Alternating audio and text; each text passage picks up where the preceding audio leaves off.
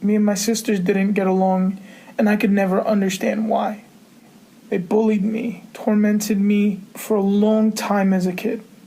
They would dress me up like a girl, telling me that I should have been a female so that I could fit in because nobody wants a brother. They would tell me hateful things because I love to eat.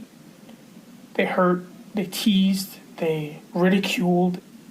It was terrifying. Despite my mother doing her best, she was never home long enough to enforce the rules because she had to take care of us. She had to keep us alive and food in the house and a roof over our heads.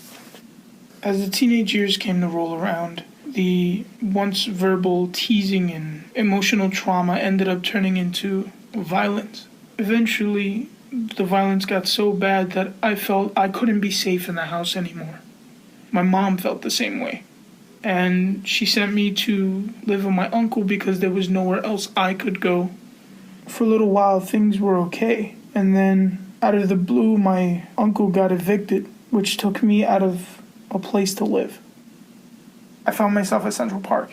And ironically enough, this is when Pokemon Go was a big thing, so it was really easy to blend into crowds because everyone was running around Central Park looking for Pokemon, and it didn't look weird for this chubby kid to be sitting down, on a cracked phone, just sitting to himself.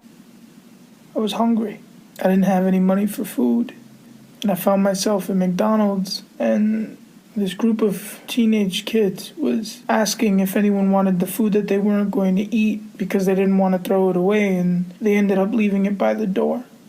I waited a couple of minutes before I took it. And on the fourth night, I was assaulted by a group of people. They proceeded to beat on me until they figured it just wasn't fun anymore. But after it was over, I took my broken phone out of my pocket and I called my mom.